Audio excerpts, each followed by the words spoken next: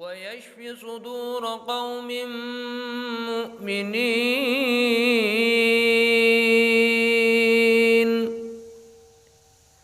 فيه شفاء للناس. Kalau hanya berhenti pada memendam saja, nggak masalah. Tapi kalau dia akhirnya mengungkapkan pendaman kesakitan hatinya itu kepada Allah, ini yang pada masanya jadi memberatkan, menyulitkan kehidupan kita. Sakit dipaham gini? Bingung? Golek nih bahasa sing angel malah bingung.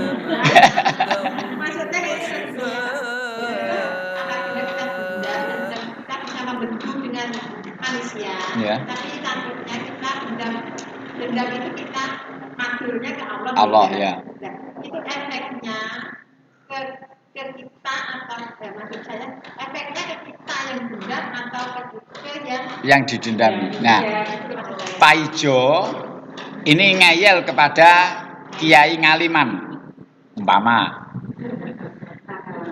Nah, Pak Ijo mulai ngesakne namine Pak Ijo ngene terus mirenge kayak wah pakai Pak Ijo.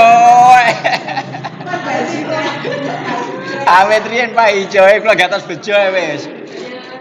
Bejo ngeyel kepada Kiai Ngaliman. Kiai Ngaliman mergo dieyel tengar di hadapan orang banyak misalnya, kemudian dia tidak karena tahu lah wong bejo ya pengetahuannya segitu saja, tapi di dalam hatinya ada rasa tidak terima. Ketika dia marah, kecewa, kemudian kalau hanya terhenti di dia enggak begitu bermasalah. Tapi ketika kemarahannya ini memuncak, kemudian dia tidak mau mengungkapkan di hadapan manusia, namun diungkapkan di hadapan Allah, maka yang rugi bejonya ini tadi. Yang bejo, yang mengeyel ini tadi. Yang rugi kan bejo. Karena nggak tahu nanti Allah itu akan memberikan. Nah, ya. Terus gini Pak, kalau itu terjadi memang karena terjadi. Ya. Terus karena rasa sakitnya dia mati di Gusti Allah, Allah itu memberi dia. Ya. Nah, Kak, dan dia kena dulu. Ya. Dia kena dulu. Apakah yang mati seperti ini itu akan dosa? Akhirnya. Apakah akan dosa? Selama memang dalam batas wajar, wadul kepada Allah tidak berdosa. Selama dalam batas wajar. Tapi kalau wadulnya sudah sampai ke level ya Allah niko bejo niko jenengan pateni mawon. Niko kelakuane bejo, ya Allah bejo itu kelakuan sudah di lost control, maka jenengan pateni mawon. Selama bejo ini bukan orang yang layak mati karena perbuatannya, maka pada masanya yang mendoakan ini juga ikut menanggung dosa. Ini sampun apa dereng nggih niku? Nyedak nih. Ada sebuah keterangan di belakang kalau tidak salah, nanti ada insya Allah di belakang, bahwa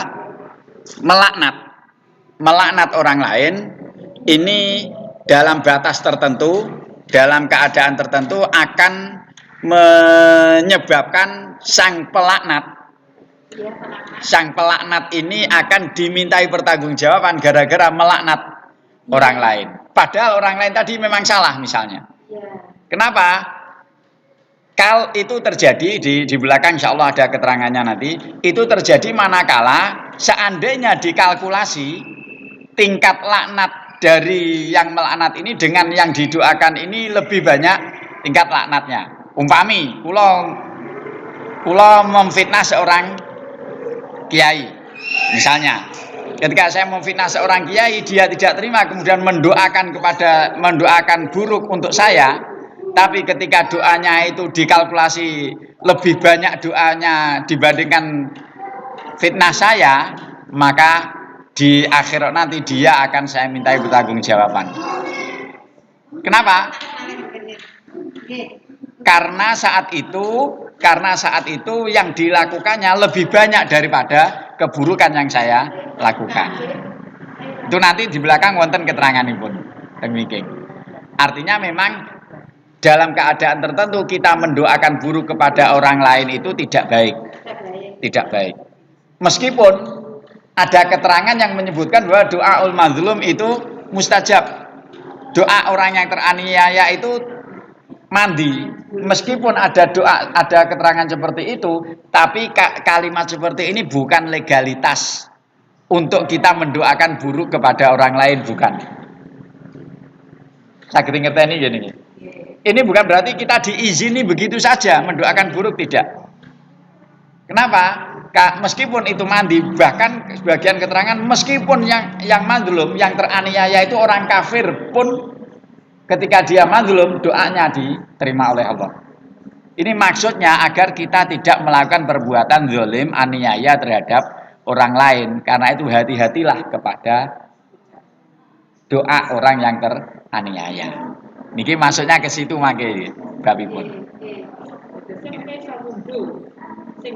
Sing dongakne niku iso ngunduh efek buruk juga.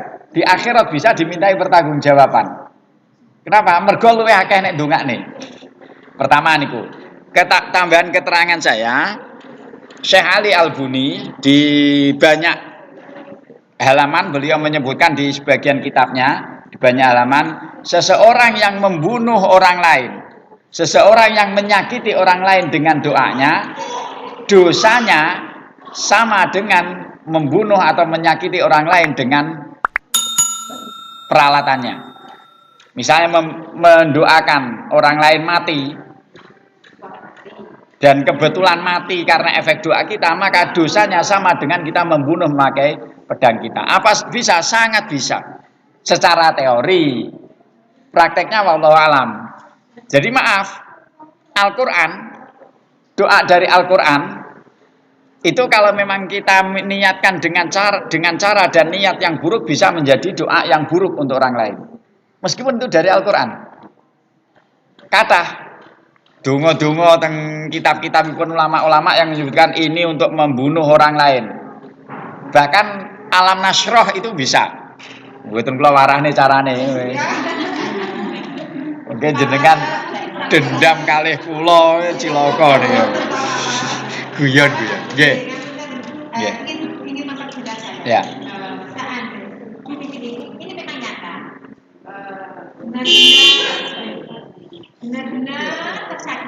Benar-benar tersakiti. Ya. Tapi dia itu sebenarnya tidak ada ungkapan muka-muka begini, tidak.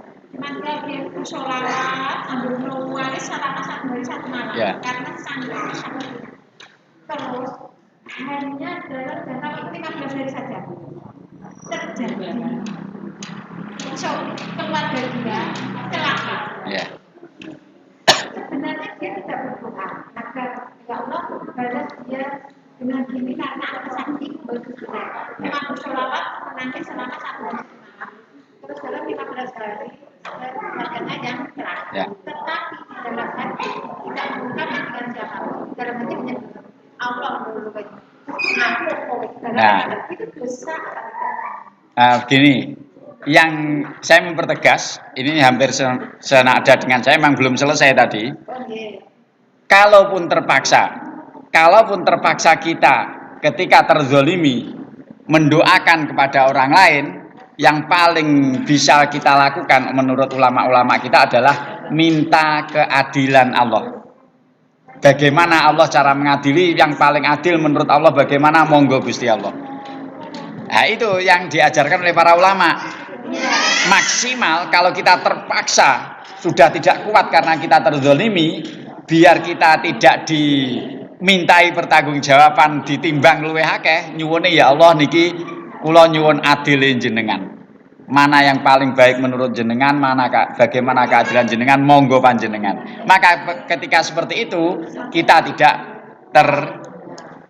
tidak masuk dalam wilayah kita lebih banyak mendoakan dia.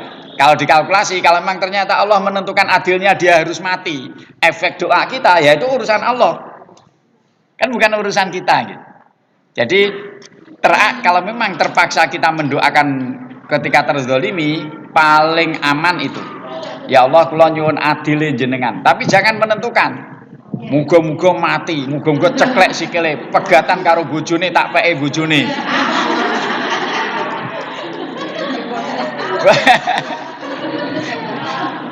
Berarti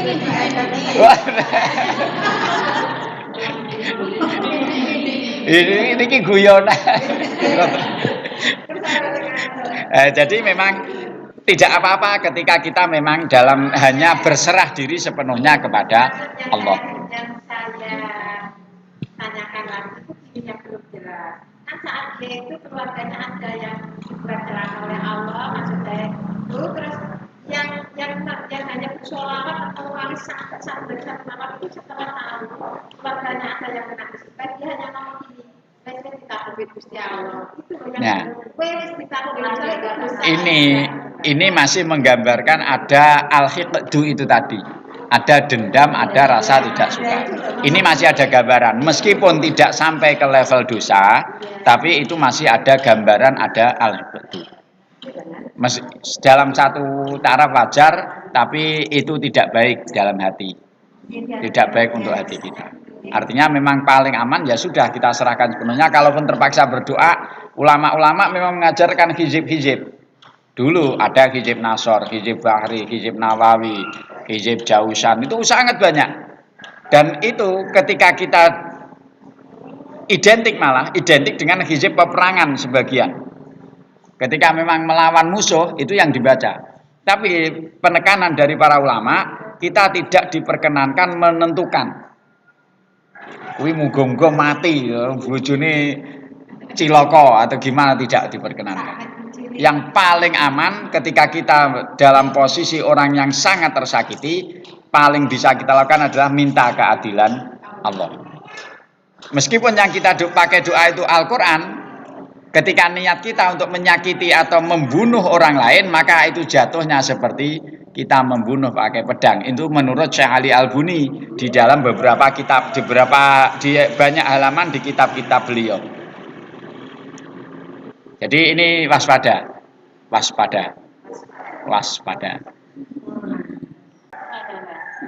Cekap nggih? Lanjut. Waqala mongko teman-teman dawuh sapa Kanjeng Nabi sallallahu alaihi wasallam. Hadis ini penting. Hadis ini penting kita jadikan pegangan terutama bagi orang yang biasa berdebat seperti saya. Kula riyen niku masyaallah, tapi ya kula pancen sebagian niat kula belajar. Kula riyen kulino debatan teng Facebook, debatan teng WA niku pun tahun-tahunan kula debatan niku. Tapi niat kula pancen belajar. Sebagian mergo pancen pegel tenan. Jujur mawon. Dan saya memahami betul memahami betul rasa hati ketika kita berdebat. Kalau kita kalah gak terima. Kalau kita menang muarem bangga. Kalau kita bisa, iya, itu saya merasakan betul perasaan itu, sehingga saya bisa menyampaikan bahwa ternyata berdebat itu efeknya sangat tidak positif bagi hati kita. Man dawuh Kanjeng Nabi, ini yang disabdakan Rasulullah, man utahe sapane wong taroka iku ninggal sapa man almira ing para padu ing debatan. Wa huwa hale utawi man mubatilun iku wong kang salah. Kalau ada orang yang salah tapi berani meninggalkan perdebatan, bana mongko bangun sapa Allah Gusti Allah lahu kanggo man baitan ing omah fi robadil jannati ing dalam pinggirane swarga. Nggih, pinggirane niku maknane. Kiwa tengene. Wis kalau ada orang yang dalam posisi salah tapi dia mau meninggalkan perdebatan, salah menyadari kesalahannya, terus dia memang sengaja karena salah meninggalkan perdebatan gak sahayal-ayalan, maka janji Rasulullah, wallahu alam ini hanya sebuah kalimat promosi atau memang akan diberi seperti ini, wallahu alam. Tapi Rasulullah menyampaikan kita wajib percaya, maka oleh Allah akan dibangunkan rumah di pinggiran surga. Artinya dia sudah mempunyai nilai tersendiri di mata Allah yang layak masuk surga. Kalau memang salah berani meninggalkan perdebatan. Nek wis salah ngeyel. Niki kula gane.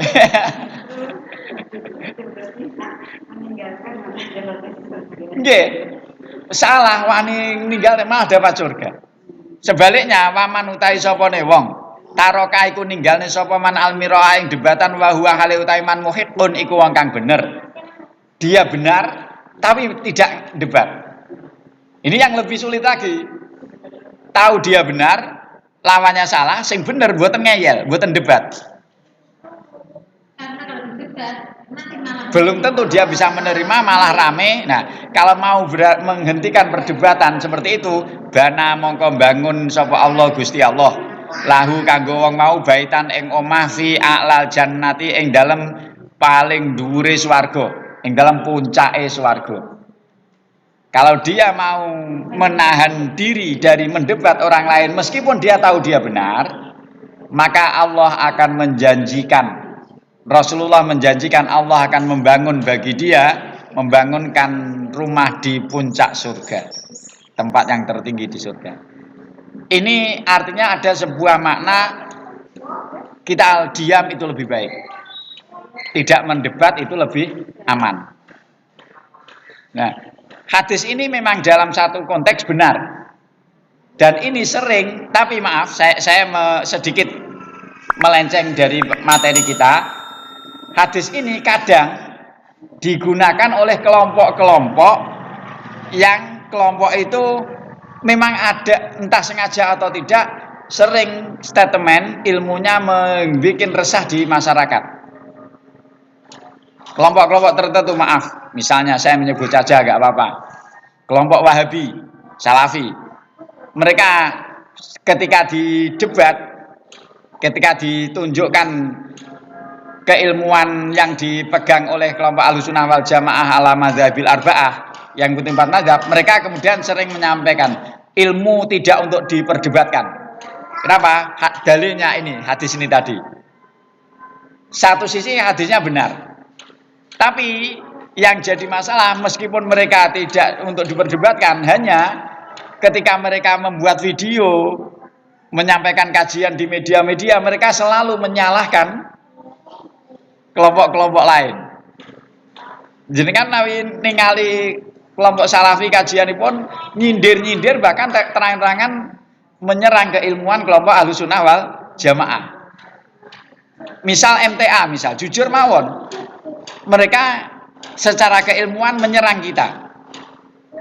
Tapi ketika didebat jawabnya ilmu tidak untuk diperdebatkan. Ini namanya menggunakan dalil untuk pek menangi dewi napa niku? yang enteng dari yang enteng. Bukan cara enteng, pek menangi dewi, ambil kemenangan sendiri. Mereka menyampaikan selalu menyerang, tapi ketika dijawab jawabannya ilmu tidak untuk diperdebatkan. Gitu niku. Ini pek menangi dewi. Tapi oke lah, terlepas dari semua itu, kalau kita mau memilih sikap hati-hati, kita lebih aman diam dari perdebatan, tidak usah berdebat.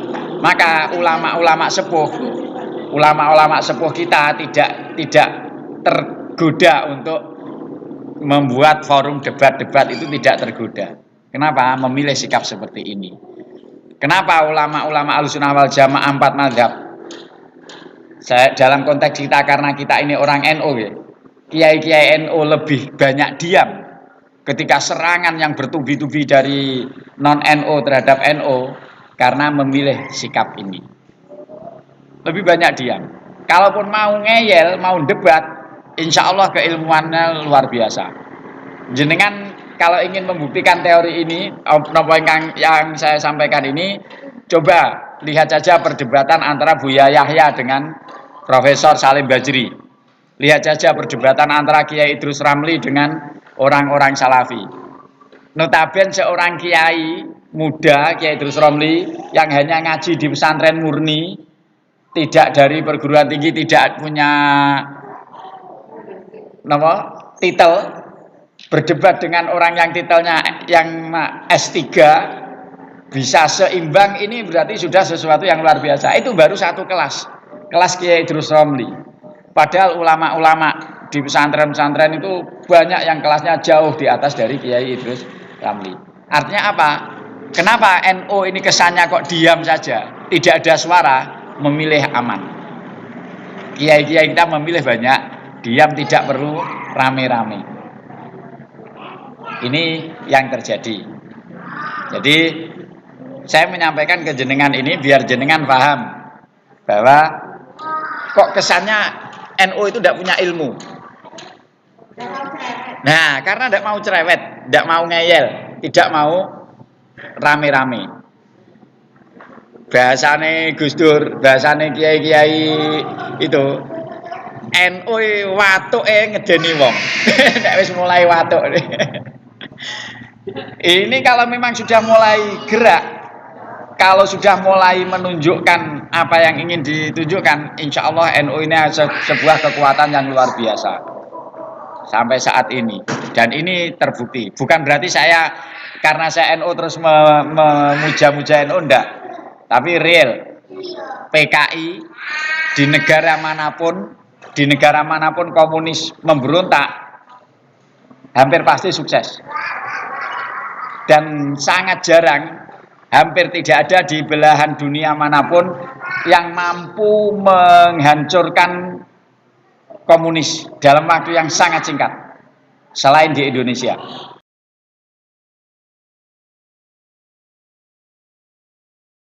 Di Timur Tengah terutama, ketika Salafi atau Wahabi dominan dan Syiah kuat, hampir pasti perang tidak ada hentinya.